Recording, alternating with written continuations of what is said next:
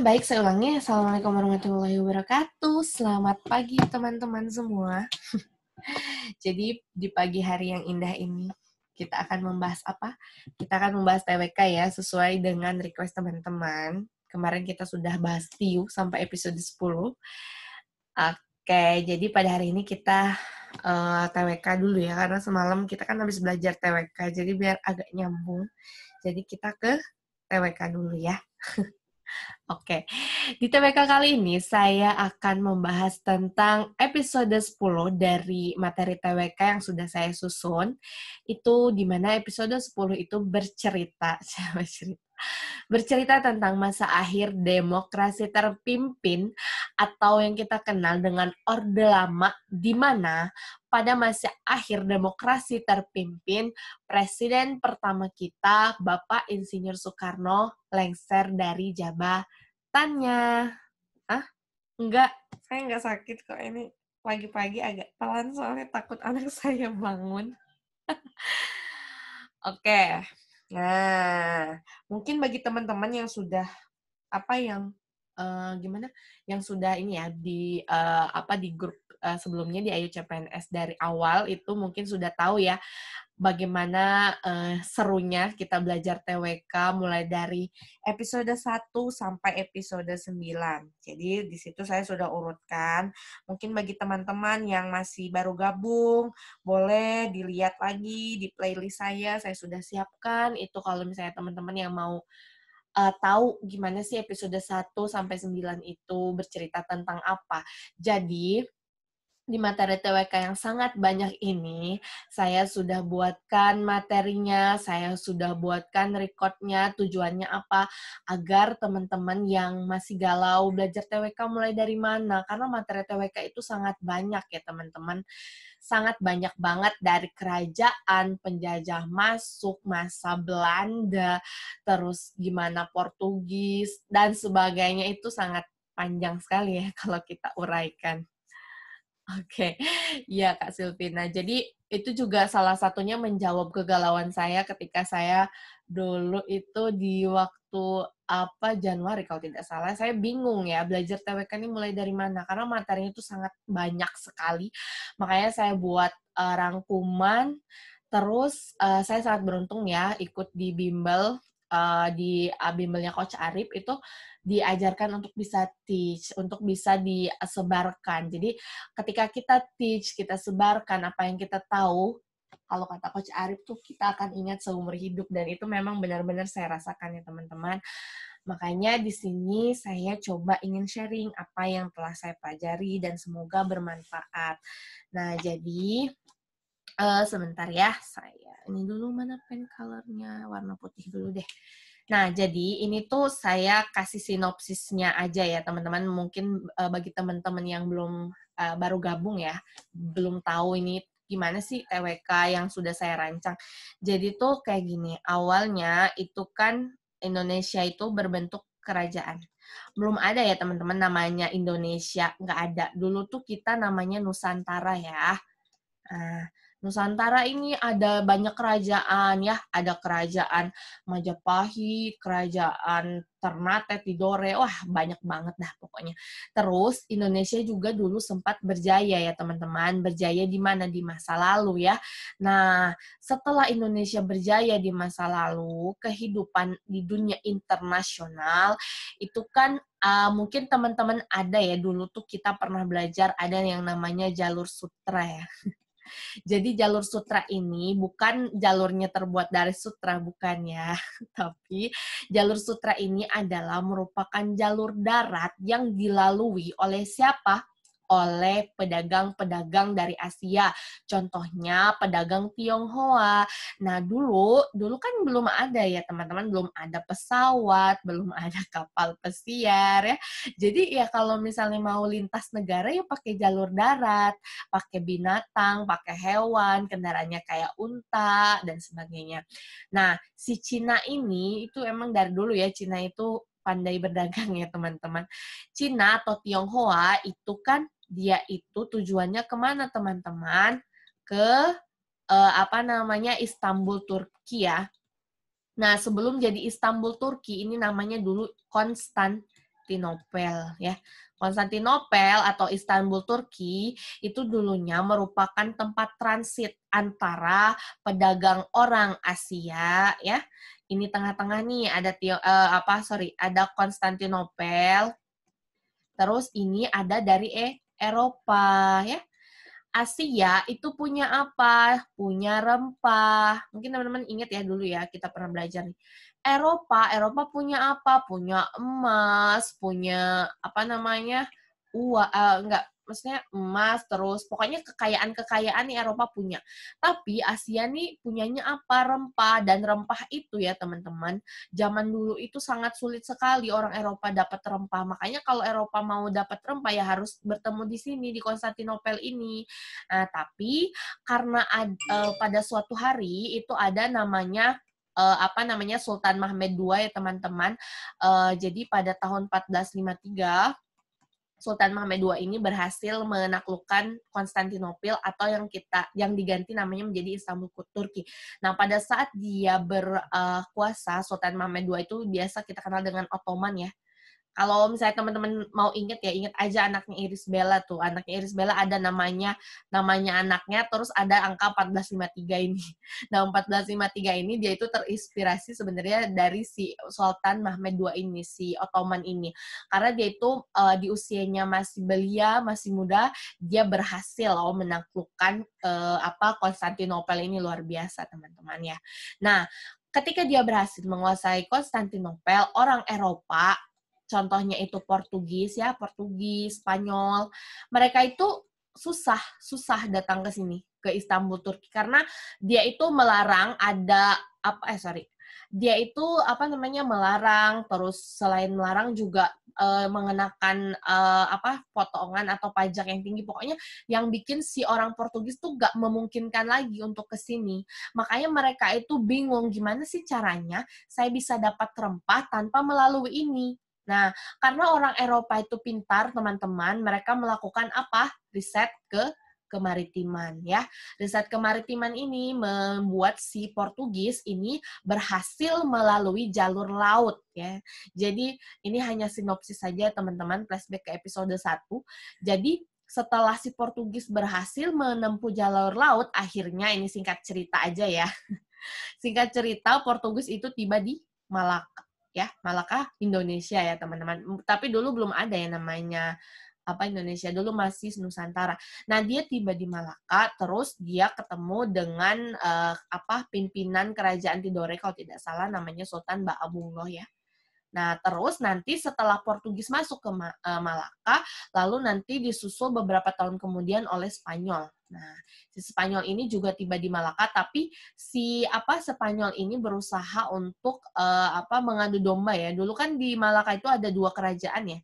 Ada Tidore, ada Ternate ya, teman-teman. Nah, ini tuh mereka ini Tidore sama Ternate ini sebenarnya nggak akur, makanya si Spanyol ini memanfaatkan situasi. Jadi dia tuh seolah-olah mendukung Ternate untuk mengalahkan Tidore agar nanti kalau misalnya udah menang si Ternate ini, nanti si Spanyol imbalannya adalah boleh dagang di Malaka. Intinya gitu ya teman-teman.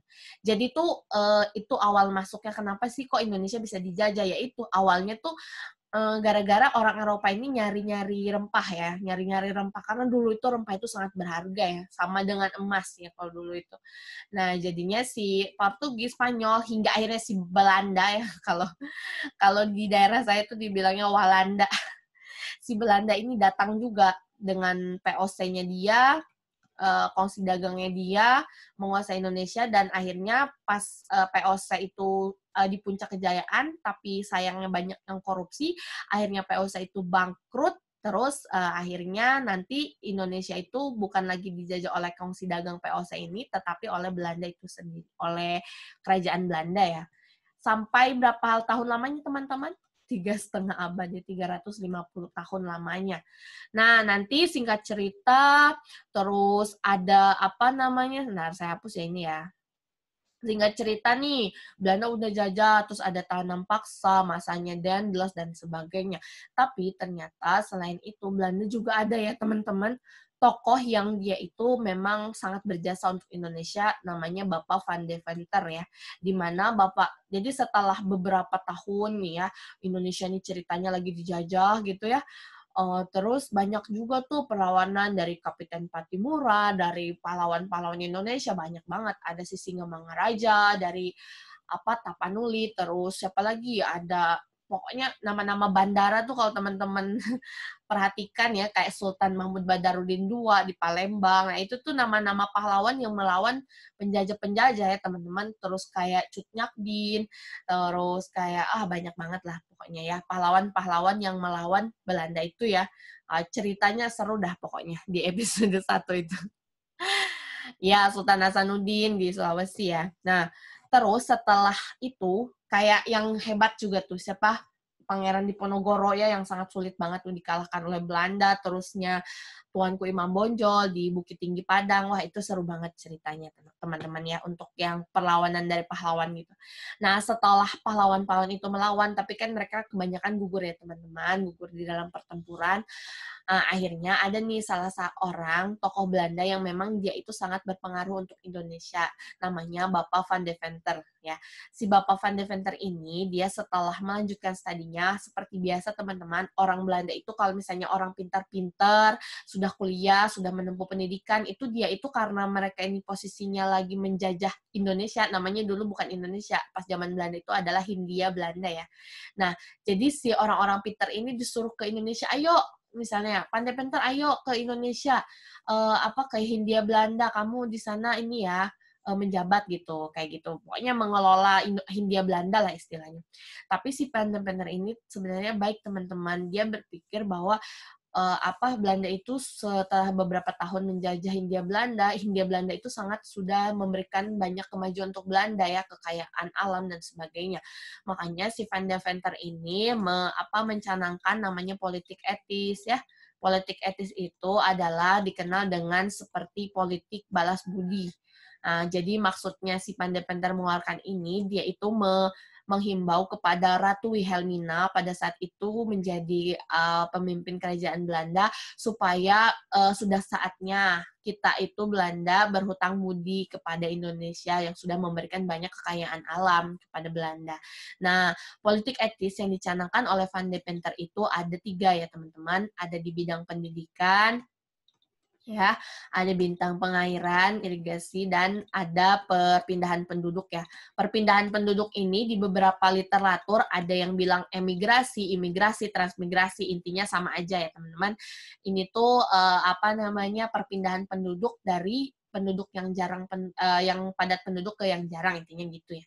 Nah, di antara ketiga ini, salah satu program yang berhasil dicanangkan itu adalah program pendidikan, sedangkan irigasi banyak diselewengkan juga perpindahan penduduk. Nah, dari pendidikan ini lahirlah orang pintar berasal dari Indonesia ya, atau yang kita kenal dengan cendekiawan. Yang paling terkenal itu adalah alumni Stovia ya. Nah, si alumni-alumni Stovia ini setelah menempuh pendidikan, ini kan aslinya orang Indonesia ya.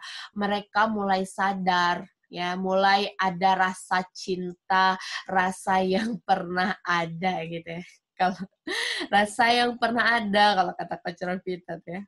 Rasa yang pernah ada itu apa?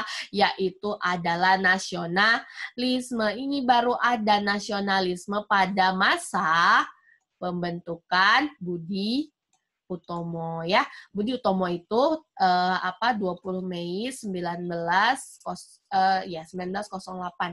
Nah, ini diperingati sebagai Hari Kebangkitan Nasional karena pada di organisasi itu kita jadi tahu kita nih harus bangkit, gak boleh kita itu mau aja dijajah terus. Kapan kita mau merdeka kalau kita tidak bangkit? Kapan mau merdeka kalau kita tidak bersatu? Nah, disinilah nanti muncul nasionalisme ini ya, Hari Kebangkitan Nasional. Nah, selain itu banyak juga tuh organisasi-organisasi ya, seperti Indonesia Party, terus Perhimpunan Indonesia, Partai Nasional Indonesia, dan sebagainya.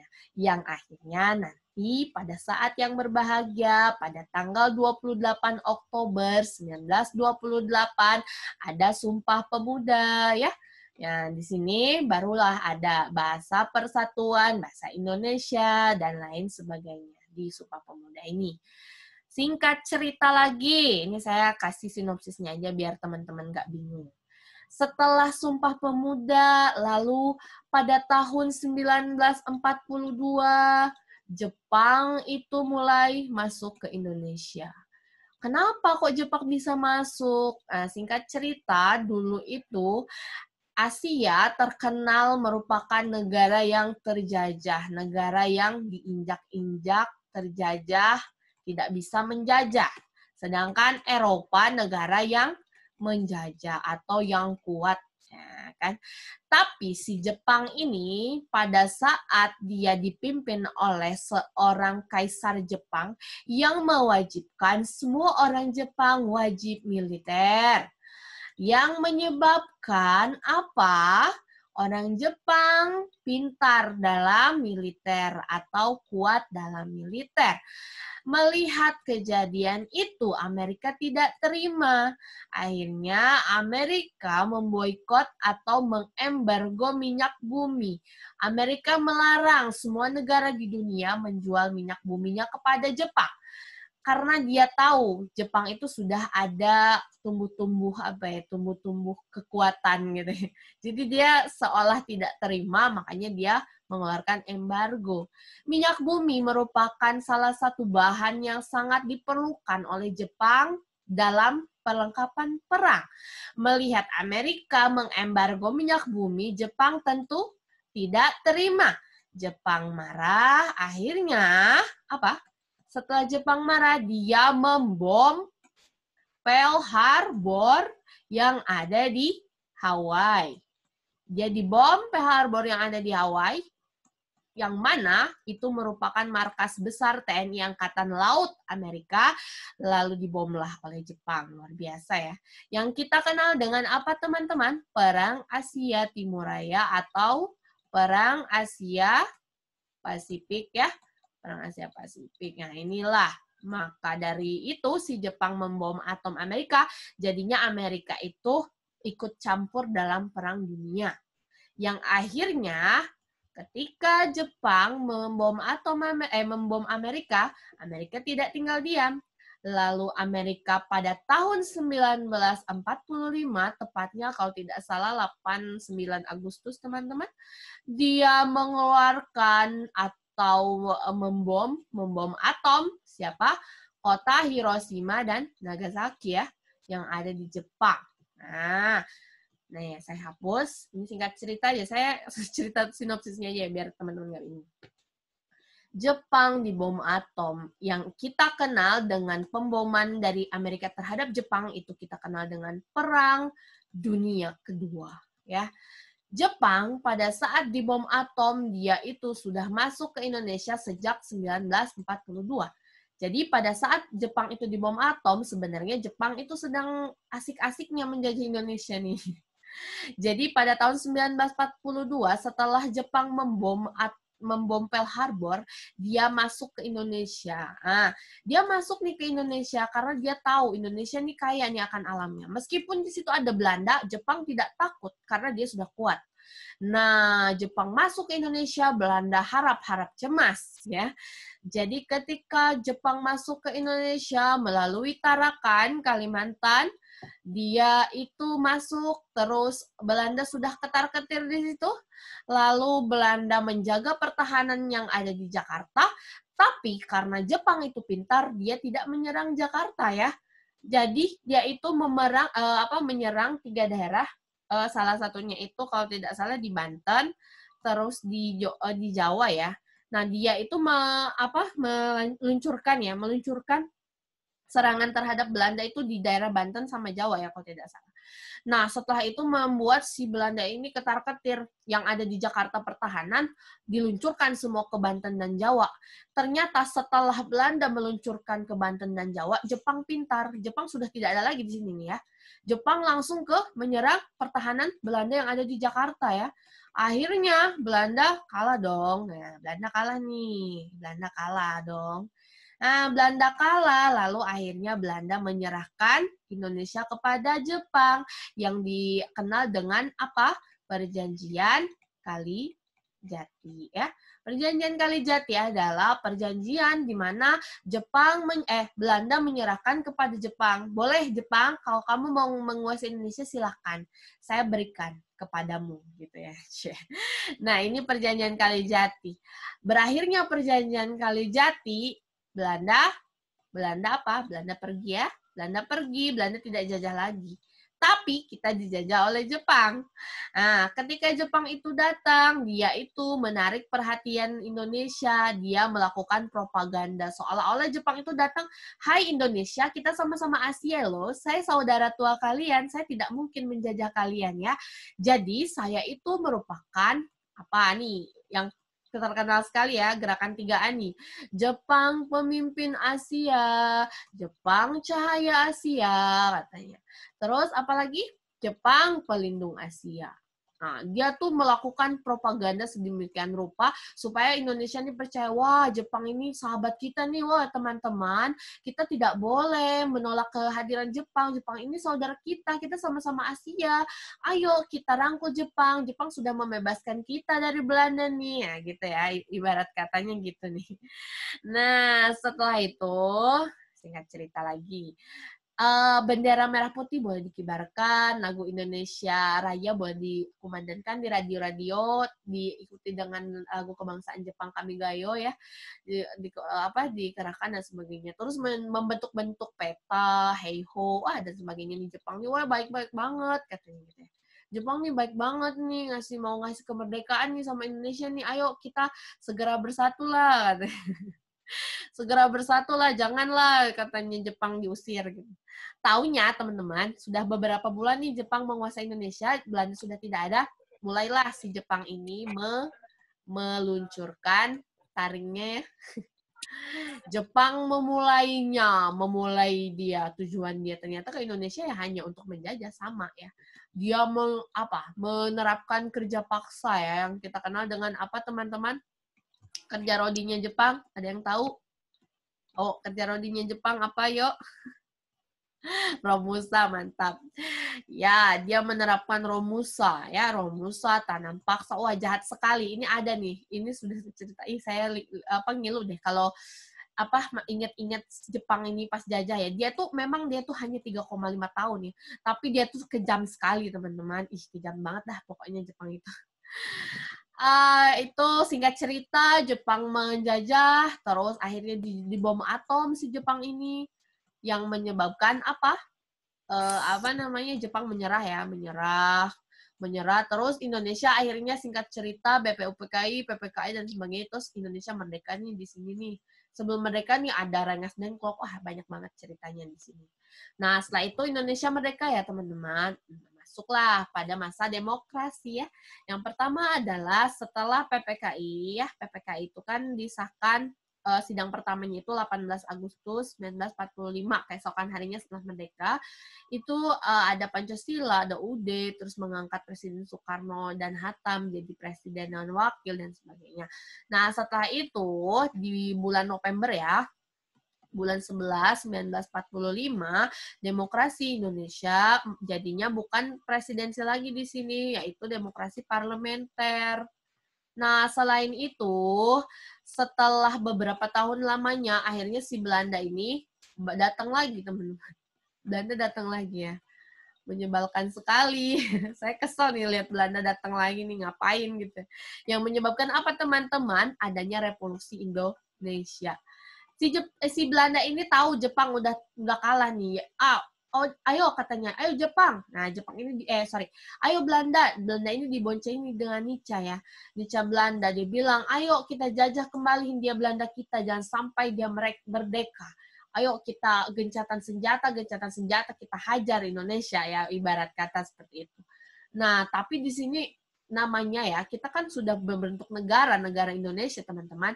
Jenderal Sudirman ini tidak tinggal diam dong. Ketika dia itu meluncurkan agresi militer Belanda 1, terus tadi itu ada ya teman-teman, revolusi Indonesia tuh ada namanya perjanjian Linggarjati ya. Ini tahap 1 nih. Setelah itu dihianati, ada perjanjian Renville, dihianati lagi, ada perjanjian Romroyen. Belanda nih emang gitu ya, suka mengkhianat. kayak apa ya. Setelah itu baru nanti diakhiri dengan konferensi meja bundar. Nah, pada masa Jenderal Sudirman ini, agresi militer Belanda II setelah Renville itu kan dihianati nih dengan agresi yang semalam ya, kita sudah cerita tuh.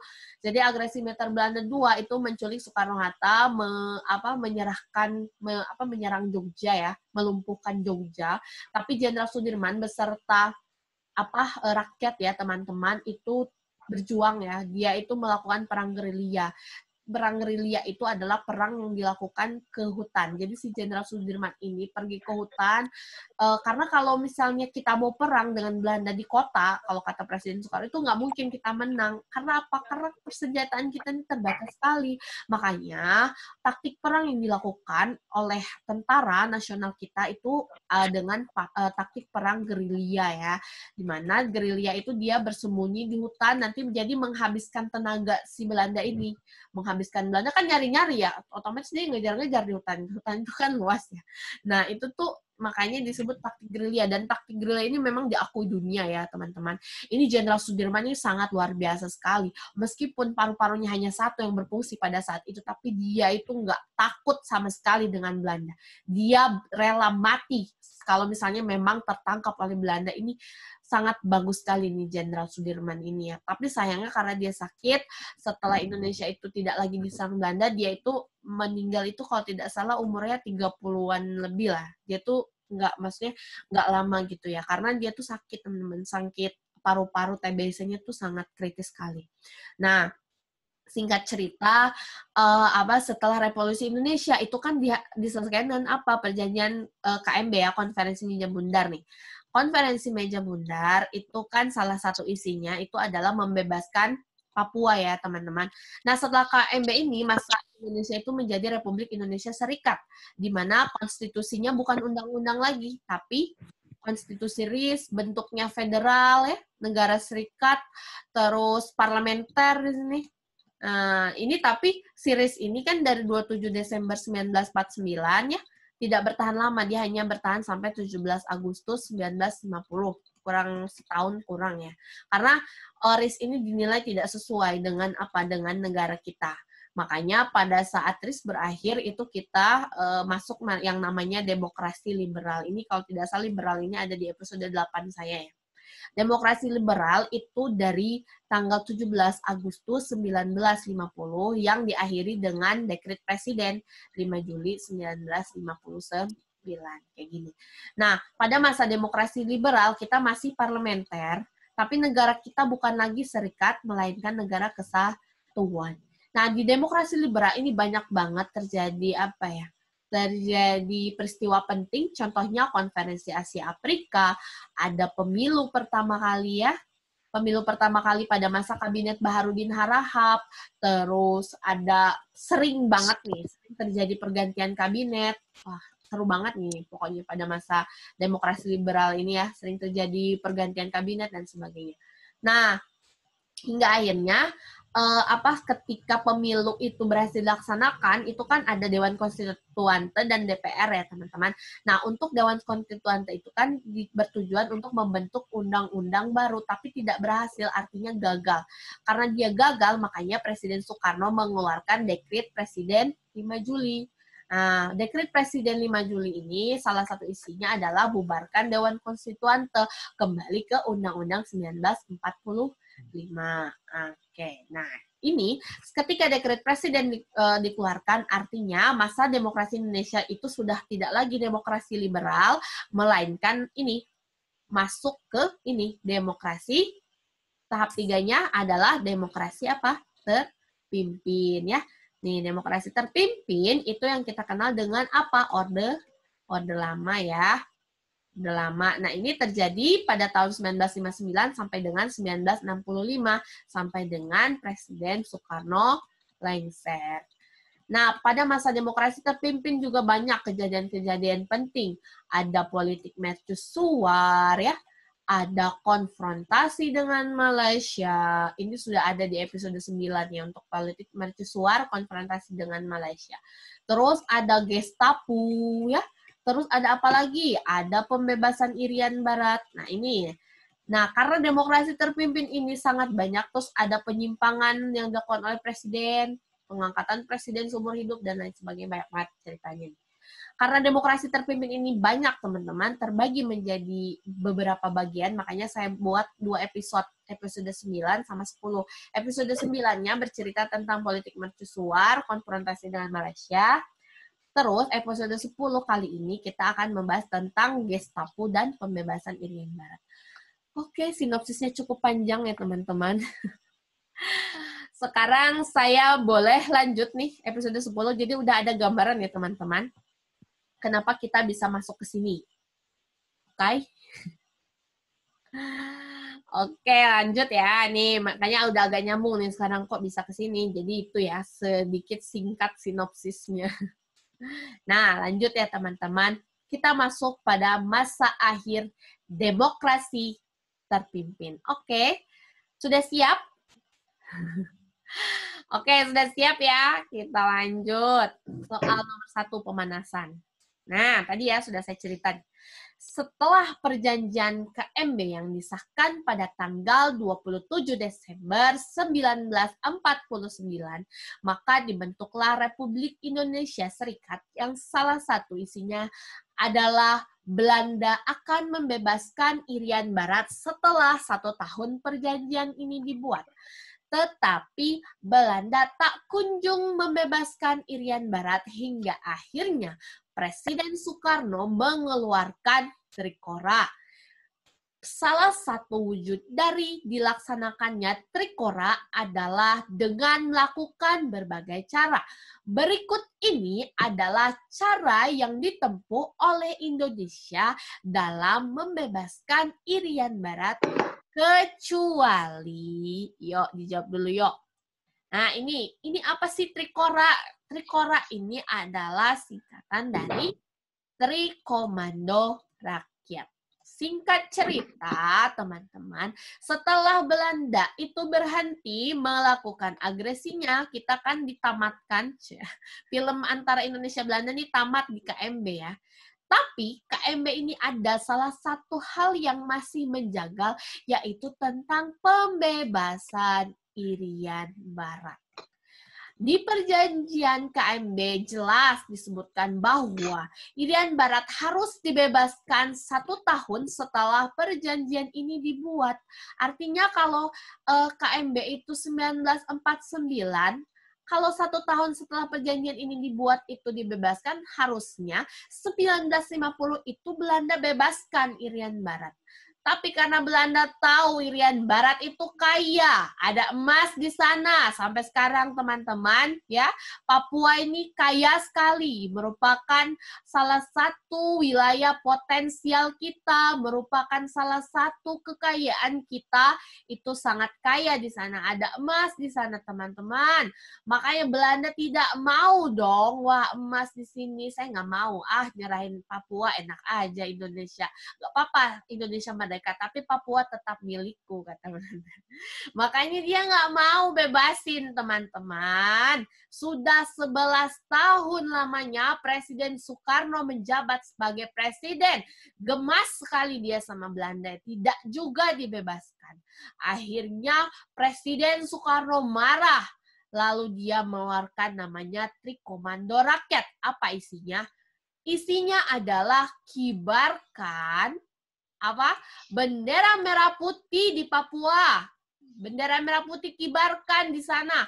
Lalu gagalkan negara boneka. Gagalkan negara boneka buatan Belanda di sana ya. Lalu apa lagi? Mohon maaf, ini kelihatan jawabannya.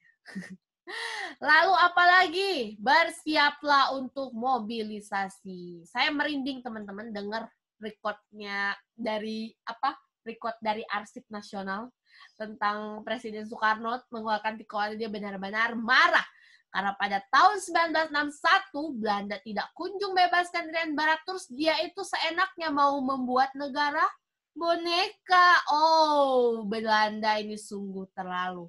Makanya Presiden Soekarno tidak tinggal diam. Dia mengeluarkan Trikora, dia kerahkan tentara Indonesia untuk membebaskan Irian Barat. Salah satu yang ditempuh oleh Trikora ini, salah satu realisasi atau beberapa realisasinya adalah yang pertama, Pertempuran Laut Aru ini merupakan salah satu program realisasi dari Trikora.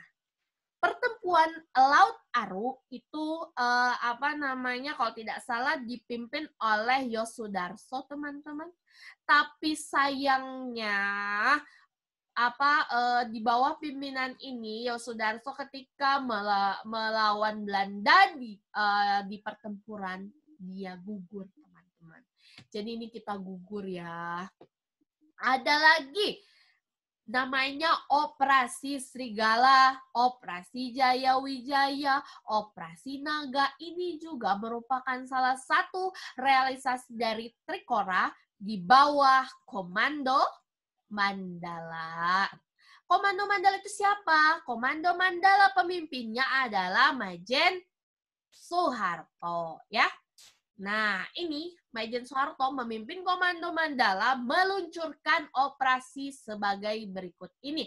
Tapi sayang demi sayang, ini kalah juga. Kalah, teman-teman. Di sini yang ditanya adalah, berikut ini adalah cara ditempuh oleh Indonesia membebaskan Irian Barat, kecuali, ini jawabannya yang E. Coba saya tengok dulu nih, saya belum lihat nih jawaban teman-teman ini apa ya.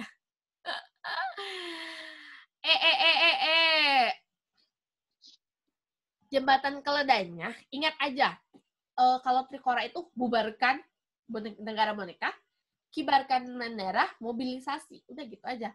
Bubarkan, kibarkan, mobilisasi. Atau teman-teman boleh nih, jadi Trikora ini isinya dari KMB ya, yaitu adalah kibarkan merah putih, mobilisasi, lalu bubarkan boneka Papua. Nah, ya udah ingat aja kalau Trikora tuh ingat aja KMB. Kibarkan merah putih, bersiap mobilisasi, terus bubarkan negara boneka gitu ya Kak Richard. Oke, mantap nih teman-teman, jawabannya sudah wah luar biasa. Benar ya, jadi Angkatan Perang Ratu Adil itu bukan merupakan realisasi dari Trikora. Angkatan Perang Ratu Adil, kalau kita tahu teman-teman, ada ya pahlawan kita itu namanya Sultan Hamid II. Sultan Hamid II sangat berjasa sekali dengan apa? Bhinneka Tunggal Ika, perancang Bhinneka Tunggal Ika kita, teman-teman. Di mana di Bhinneka Tunggal Ika itu ada namanya burung Garuda ya. Burung Garuda itu di sayapnya ada berapa bulu? 17. Ada di ekornya berapa bulu? 8. Ada di pangkal ekornya berapa bulu? 19. Terus ada di lehernya ada berapa bulu? 45. Nah, ini yang merancang Bhinneka Tunggal Ika ini sebenarnya namanya Sultan Hamid II. Tapi dia itu namanya tidak kayak meredup gitu ya. Dia meredup ketika dia melakukan pengkhianatan, yaitu dia memimpin Angkatan Perang Ratu Adil yang menginginkan apa? Negara Pasundan. Mungkin orang Sunda nih ya, Jawa Barat nih. Sama kayak saya nih pasti tahu nih tentang APRA ini ya. Jadi APRA ini bukan ya, wah ini ada coret-coretan, siapa ini? Bentar saya hapus dulu ya teman-teman. Oke.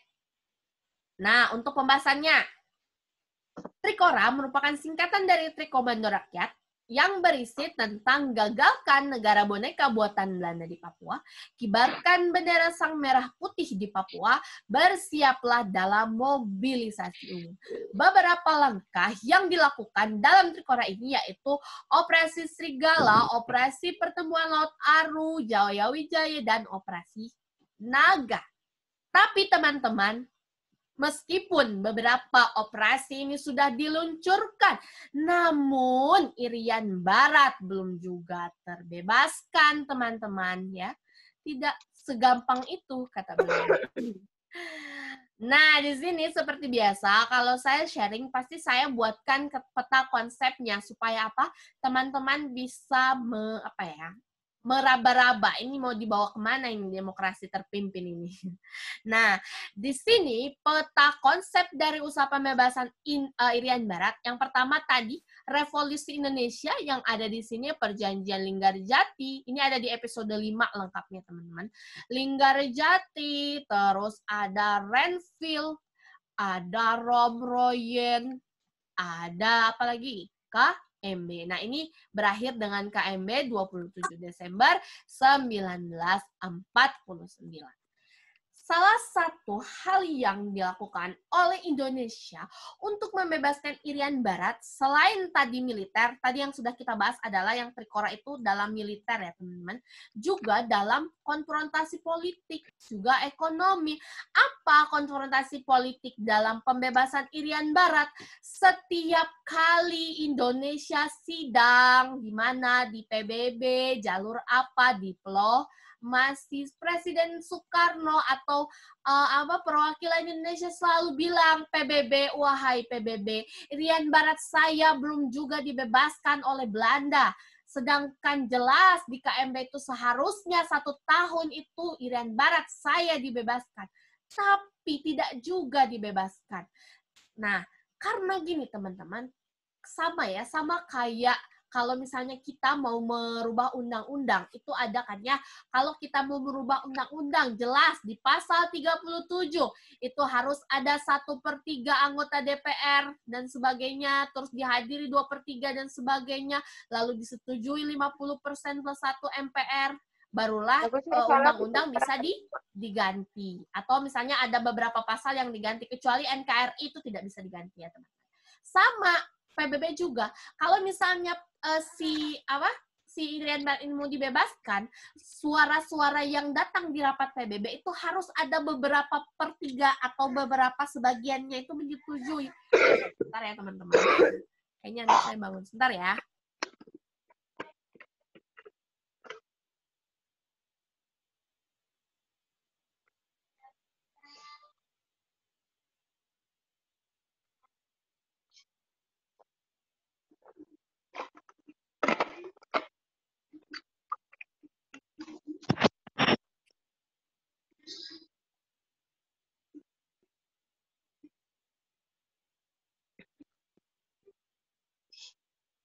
Oke, lanjut teman-teman. Di sidang PBB pun, kalau misalnya Irian Barat itu mau dibebaskan, beberapa peserta yang hadir dalam rapat itu harus setuju. Tapi tidak ada, suaranya tuh tidak selalu terpenuhi di sini. Makanya Irian Barat PBB juga nggak bisa bantu, karena sebagian besar peserta rapatnya tidak setuju juga. Jadi ya udah, mau nggak mau, konfrontasi dalam politik itu jalur diplomasi tidak bisa berhasil. Lalu Presiden Soekarno mengeluarkan konfrontasi juga dalam bidang ekonomi, yaitu apa?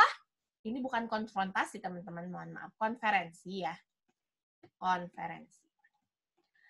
Itu dalam bidang ekonomi, contohnya pesawat Belanda tidak boleh mendarat di Indonesia, katanya tidak boleh mendarat. Terus apalagi, berarti kan ekonomi dia udah hancur di situ kan. Terus apalagi pasar monopoli, jangan lagi ada pegawai Indonesia yang bekerja di perusahaan Belanda dan sebagainya. Sudah dikerahkan sedemikian rupa, sudah dilakukan usaha pembebasan Irian Barat. Dari tahun ke tahun sidang PBB, namun belum juga bisa terpenuhi. Nah, hingga akhirnya nanti teman-teman, setelah beberapa tahun kesabaran Indonesia selalu mengajukan lagi dan lagi, mengeluarkan Trikora, tidak kunjung dibebaskan, tapi buah kesabaran kita nanti ada namanya dikabulkan dari buah kesabaran kita, dari beberapa usaha kita, akhirnya PBB mengabulkan tuntutan Indonesia yang bekerja sama dengan Amerika dalam perjanjian New York. Ya, nanti kita akan bahas nih perjanjian New York di slide berikutnya.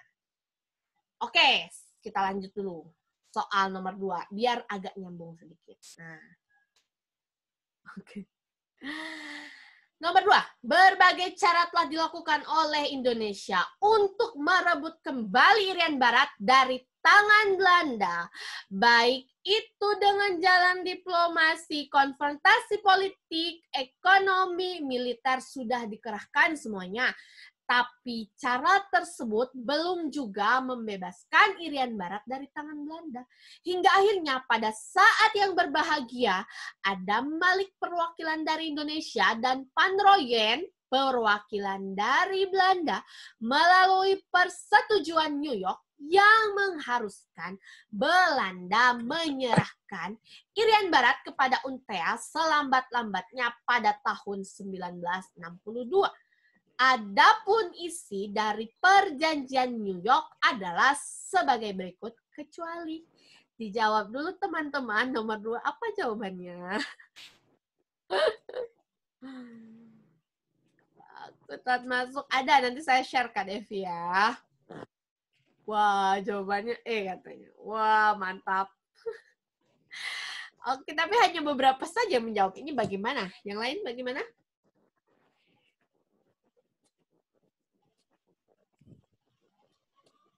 Jawabannya apa? Ini malu-malu kayaknya teman-temannya.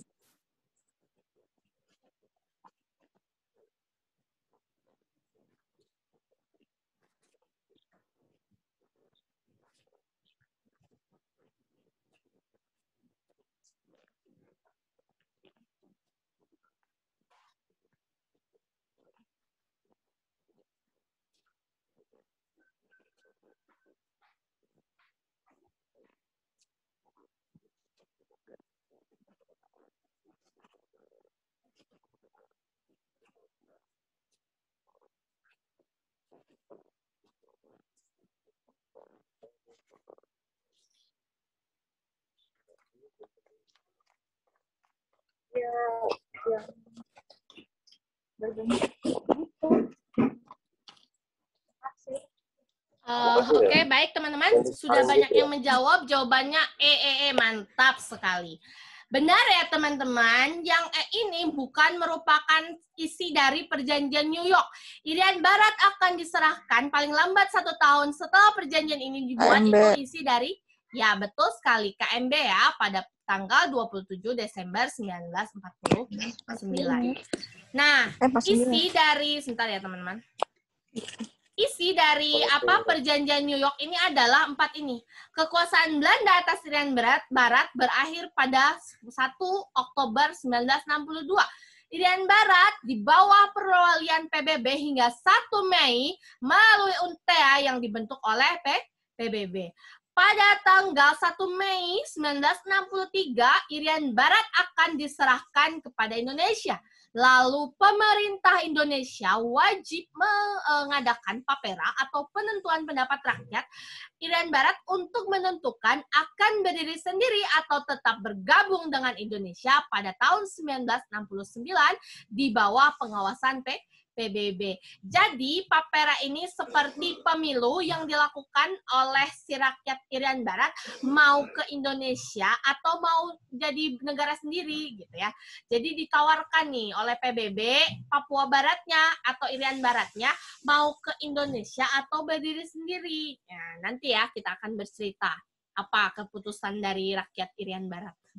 Nah, jadi di sini ada isi perjanjian New York ya teman-teman. Perjanjian New York dilaksanakan pada bulan Maret sampai dengan Agustus 1962 yang berisi sebagai berikut. Nah, ini perjanjian New York yang dilaksanakan, namanya perjanjian New York ya. Dilaksanakan di mana? Di New York. Nah, sebentar. Nah, ini menghasilkan buah yang manis. Buah yang manisnya apa? Irian Barat segera bebas dari belenggu Belanda. Ya, kita lihat lagi. Nah, ini dia. Peta konsep bebasnya Irian Barat. Setelah beberapa tahun, Indonesia sering sekali mengajukan Irian Barat saya belum dibebaskan. PBB nggak ada yang setuju, suaranya selalu kurang hingga pada saat yang berbahagia suaranya terpenuhi, suara yang rapat juga setuju. Terus akhirnya dilakukan persetujuan dan perjanjian New York yang dilaksanakan pada bulan Maret sampai dengan Agustus 1962. Setelah perjanjian New York digelar, akhirnya dilakukanlah penentuan pendapat rakyat Irian Barat mau masuk ke Indonesia kembali atau mau berbentuk negara sendiri. Ternyata ketika Papera itu selesai digelar, hasilnya apa? Papua atau Irian Barat masih mau bergabung dengan Negara Kesatuan Republik Indonesia. Setelah Irian Barat gabung dengan NKRI dalam sidang umum ke-24 PBB tanggal 19 November 1969, akhirnya secara de facto dan de jure Irian Barat kembali ke NKRI. Nah, secara de facto itu ada di sini apa coba? Ada yang tahu gak de facto sama de jure? Ayo, di flashback sedikit lah ke materi kewarganegaraan. Secara de facto-nya apa, yuk? Namanya secara de facto tuh apa? Apa sih syarat-syarat negara secara de facto? Ini sering banget ditanya ya, di soal tryout. Oke, apakah de facto itu diakui? Pengakuan?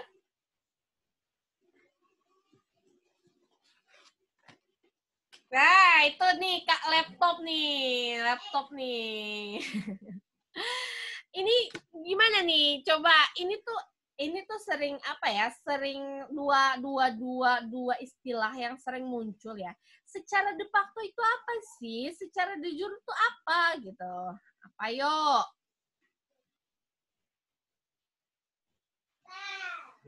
Secara de facto. Tapi di sini teman-teman sudah banyak yang tahu ya. Secara de facto itu meliputi wilayah, pemerintah, dan rakyat yang diakui ya. Wilayah, pemerintah, ada rakyat yang berdaulat. Terus kalau secara de jure itu kan diakui secara hukum ya. Pemerintah, wilayah, pemerintah, dan rakyat. Ya, betul. De jure pengakuan dari negara lain ya. Oke. Akhirnya cerita Irian Barat sudah tamat sampai di sini. Jadi Irian Barat sudah gabung lagi dengan NKRI ya. Tapi ingat teman-teman, di sini tahun berapa? 1969. Di mana di tahun ini Presiden Soekarno sudah tidak menjabat lagi. Ya. Karena Presiden Soekarno itu lengser pada tahun 1967. Oke, berarti kalau ada pertanyaan, Irian Barat dibebaskan pada masa presiden siapa? Jawabannya adalah Presiden Soeharto. Ya, jadi meskipun sebelum-sebelumnya yang mengusulkan itu Presiden Soekarno ya, tapi kan karena sudah diganti Presiden Soekarno, jadi visi dan misi pembebasan Irian Barat diteruskan oleh Presiden Soeharto. Jadi pada saat Irian Barat bebas, bukan lagi Presiden Soekarno yang sedang menjabat di situ, melainkan Presiden Soeharto. Oke? Ya sudah ya, ini cerita Irian Barat tamat di Perjanjian New York. Oke, lanjut ke nomor 3. Masih ada lagi peristiwa penting tadi di episode 10 ini, yaitu mengenai Gestapo. Oke, iya. Amin, Kak Susit. Adanya gerakan Gestapo yang terjadi pada tanggal 30 September 1965 membuat 7 pahlawan revolusi gugur. Pahlawan revolusi tersebut terdiri dari 6 dewan jenderal dan 1 perwira. Dampak dari gerakan ini menyebabkan Presiden Soekarno mengalami penurunan kepercayaan dari rakyat Indonesia. Berbagai cara telah dilakukan oleh Presiden Soekarno untuk dapat menumpas PKI. Salah satunya dengan mengeluarkan salah satu surat perintah kepada Jenderal Soeharto. Adapun surat tersebut dikenal dengan nama, wah ini sangat terkenal sekali surat ini ya. Coba dijawab dulu teman-teman, silahkan.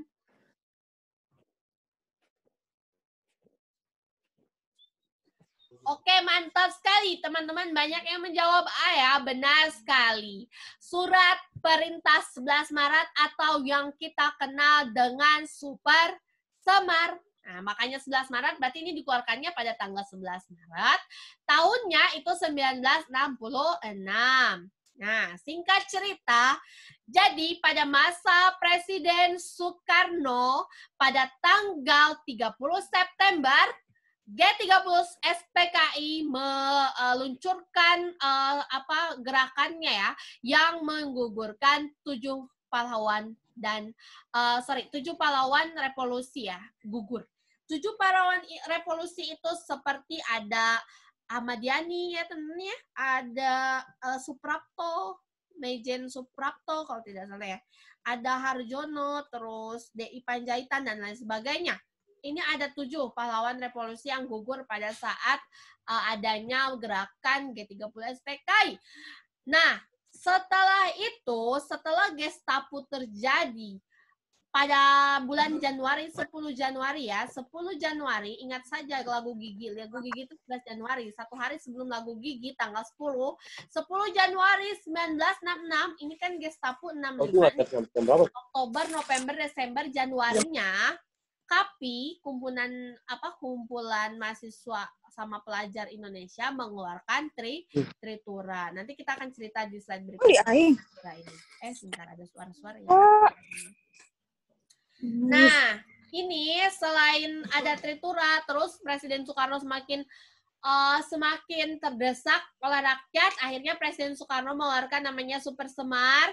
Ini dikeluarkan untuk kepada Soeharto yang pada saat itu menjadi Panglima Besar Kostrat, Panglima TNI Kostrat, dia waktu itu sedang menjabat, lalu dia disuruh oleh Presiden Soekarno untuk ditugaskan ya, untuk menumpas PKI beserta ormas-ormasnya. Selain Super Semar, juga Presiden Soekarno juga setelah Super Semar itu mengeluarkan Nawaksara 9 pasal. Kalau ini enggak ya, ini hanya pengecos saja nih. Tritura itu ini nanti setelah KAPI dan Kami. Kalau Jas Merah itu pidatonya Bapak Soekarno, yaitu jangan sekali-sekali melupakan sejarah nih ya, Jas Merah ini, tapi ini bukan ya, ini hanya pengecos saja. Oke, ini ya. Untuk Super Semar, itu sebelum surat itu dikeluarkan, kelompok Kami dan KAPI menuntut Tritura yang tadi saya cerita ya. Setelah itu barulah Super Semar dikeluarkan. Nah, adapun setelah dikeluarkannya Super Semar ini, PKI berhasil ditumpas ya, PKI berhasil ditumpas. Nah, di sini peta konsep berakhirnya masa demokrasi terpimpin. Yang pertama, ada peristiwa Gestapo yang menyebabkan ada 7 pahlawan revolusi kita yang gugur. Setelah itu ada Kami dan KAPI mengeluarkan Tritura. Apa sih Tritura? Dari tadi ngomongnya Tritura apa itu? Oke, saya jelaskan ya teman-teman. Tritura itu adalah Tritura adalah 3, jadi inget Trikora saya, mohon maaf. 3 tuntutan rakyat, ya. Tritura ini isinya adalah yang pertama, bersihkan, teman-teman? PKI. Bersihkan atau bubarkan PKI, ya, bersihkan PKI atau bubarkan PKI beserta ormas-ormasnya. Apalagi? Yang kedua, bersihkan kabinet dari unsur PKI. Bersihkan kabinet dari unsur PKI. Lalu, turunkan harga. Karena pada saat itu harga itu melambung tinggi. Makanya rakyat meminta 3 tuntutan rakyat kepada pemerintah agar bisa membubarkan PKI, bersihkan kabinet, lalu turunkan harga. Setelah 10 Januari ini Tritura dikeluarkannya Super Semar oleh Presiden Soekarno pada tanggal 11 Maret 1966. Nah, setelah Super Semar dikeluarkan, PKI berhasil ditumpas, tapi sayang demi sayang, kepercayaan rakyat terhadap Presiden Soekarno sudah mulai menurun. Selain ada PKI, terus juga ada politik mercusuar. Di episode 9 kita sudah cerita ya, di mana di politik mercusuar pada saat rakyat sedang kesulitan ekonomi, kebijakan Presiden Soekarno itu membangun gedung-gedung mewah seperti Hotel Indonesia, GBK, lalu Jalan Semanggi, Jembatan Ampera. Sebenarnya tujuan Presiden Soekarno itu hanya untuk menunjukkan kepada dunia setelah ada yang di episode 9 itu kita cerita konfrontasi dengan Malaysia ya. Setelah kita itu bermasalah dengan Malaysia mengkhianati, malah PBB mengangkat Malaysia menjadi anggota Dewan Tidak Tetap, Soekarno marah, keluarlah dari PBB, lalu dibangunlah gedung-gedung mewah. Tujuannya apa? Supaya menunjukkan kepada dunia bahwa Indonesia itu bagus, Indonesia itu hebat, Indonesia juga kaya. Tapi sayang demi sayang, rakyat itu kan tidak berpikirnya seperti itu. Pada saat itu lagi kondisi terpuruk ekonomi nih. Tapi bangunan mewah dibangun, sedangkan rakyat kelaparan. Makanya di sini rakyat tuh kayak sudah menurun ya kepercayaannya. Nah, itu salah satu penyebabnya juga, teman-teman. Nah, teman-teman boleh lihat tuh di Arsip Nasional itu ada tuh tuntutan Tritura dan lain sebagainya. Nah, akhirnya kepercayaan rakyat menurun. Akhirnya Presiden Soekarno pada tanggal, nanti saya nggak boleh sebutkan dulu tanggalnya, ada di slide berikutnya, pada tanggal bla bla bla bla, Presiden Soekarno itu lengser. Jadi gitu ya teman-teman, banyak banyak kejadian-kejadian yang kenapa sih kok bisa Presiden Soekarno itu bisa lengser. Saya juga dulu berpikir, kenapa ya Presiden Soekarno bisa lengser? Nah, ternyata ini sebab-sebabnya banyak ya teman-teman. Oke, lanjut ya. Nah, nomor 4. Setelah Jenderal Soeharto berhasil menumpas PKI beserta ormas-ormasnya, membuat Jenderal Soeharto dikenal di mata rakyat Indonesia. Sehingga setelah kami dan KAPI mengeluarkan Tritura dan Presiden Soekarno mengeluarkan Super Semar, akhirnya Jenderal Soeharto berhasil menumpas PKI. Pada tanggal berapakah Presiden Soekarno mundur dari jabatannya? Yo, tadi saya nggak kasih tahu dulu ya. Nanti kalau saya kasih tahu, pada tahu. Ada yang jawab C, ada yang jawab A. Oke, mantap. Tapi sebagian besar jawabannya C. Berarti teman-teman saya yakin sudah tahu semua ya. Benar sekali teman-teman. Jadi Presiden Soekarno itu mundur dari jabatannya pada tanggal 22 Februari 1967. Kalau ini kan Super Semar nih, 11 Maret ya. 10 Januari ini Tritura. Kalau 21 Mei 98, lengsernya Presiden Soeharto ya. Ini 98 tahunnya, jauh sekali. Setelah dia menjabat 32 tahun lamanya ya, teman-teman. 19 November 1969 ini apa tadi? Tanggalnya Papua atau Irian Barat balik ke NKRI. Jadi setiap saya buat opsi pasti itu ada arti dan maknanya tanggal-tanggal penting. Oke, nih. Presiden Soekarno merupakan presiden pertama Indonesia yang diangkat pada sidang PPKI ke-1 pada tanggal 18 Agustus 1945. Artinya 18 Agustus itu keesokan harinya setelah Indonesia merdeka ya teman-teman. Kita kan merdeka 17 Agustus. 18 Agustus sidang PPKI ke-1, Presiden Soekarno diangkat menjadi presiden pertama Indonesia. Masa demokrasi yang dipimpin pada masa pemerintahan beliau adalah demokrasi parlementer, demokrasi liberal, hingga berakhir pada masa demokrasi terpimpin atau Orde Lama. Beliau menjabat kurang lebih 22 tahun dan lengser dalam jabatannya pada tanggal 22 Februari 1967 melalui TAP MPRS nomor 33 MPRS 1967 yang menyatakan lengsernya Presiden Soekarno dan naiknya Presiden Soeharto sebagai Presiden kedua Republik Indonesia. Ya sudah, tamat sudah, berakhirlah atau berakhirnya masa Orde Lama. Dan artinya apa? Setelah Orde Lama berakhir, lalu cikal bakal lahirnya Orde Baru. Orde Baru itu siapa? Pemimpinnya Presiden Soeharto. Lanjut ya. Nomor 5.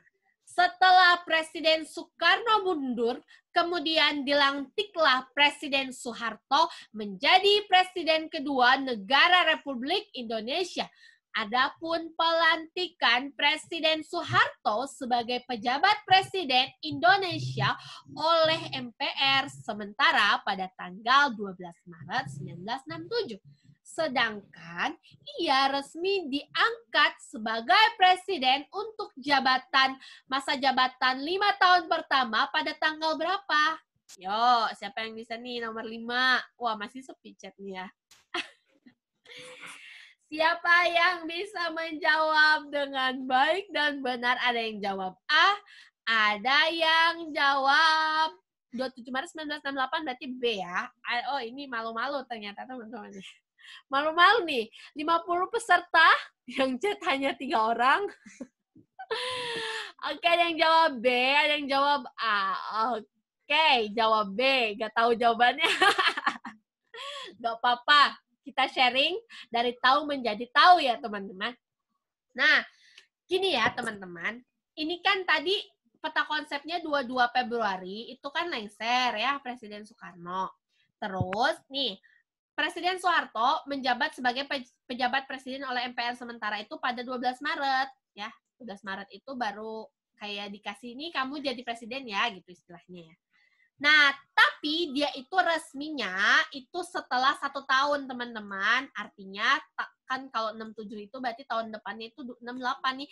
Kalau kita lihat nggak usah tahu tanggalnya juga udah kelihatan nih, 68, 1 tahun setelah ini, ya udah berarti jawabannya ya bravo. Nah, tepatnya pada tanggal 27 Maret 1968. Resmi Presiden Soeharto menjabat sebagai Presiden kedua Republik Indonesia untuk jabatan 5 tahun pertama. Kalau yang 21 ini lengsernya tadi ya, lengsernya Soeharto. 20 Oktober 1999. Ayo, ini tanggal penting juga nih sama ini nih. Yuk, siapa yang tahu 20 Oktober 1999 ini apa nih? Tanggal apakah? Ada yang tahu tidak, teman-teman? 20 Oktober 1999 ini apa, yuk? Coba saya lihat ya. Pak Habibie. Ya, benar, lengsernya Pak Habibie, benar ya. Artinya, lengsernya Pak Habibie digantikan oleh Presiden Abdurrahman Wahid ya, atau kita kenal dengan Bapak Gus Dur. Nah, yang 23 Juli 2001 nih, tanggal penting juga nih. Siapa yang tahu? Jangan googling ya. Oke. Mantap. Ini adalah Pak Gus Dur mengundurkan diri atau sudah lengser lalu digantikan oleh siapa? Megawati, oleh wakilnya. Jadi Megawati ini diangkat 23 Juli ya. Nah, kalau 21 Mei ini Soeharto lengser, Habibie naik. Ini seru nih teman-teman. Nanti kita belajar ya. Kita sharing di episode selanjutnya nih ya biar nyambung masa-masa demokrasi ini. Nah, gini ya teman-teman, kalau saya kaitkan dengan pasal Undang-Undang 1945 setelah amandemen, bahwa di situ jelas ya, di pasal 7 dijelaskan bahwa masa jabatan presiden 5 tahun sekali, maksimal 2 kali periode. Itu setelah amandemen. Dulu sebelum amandemen, dia memang pemilu itu 5 tahun sekali.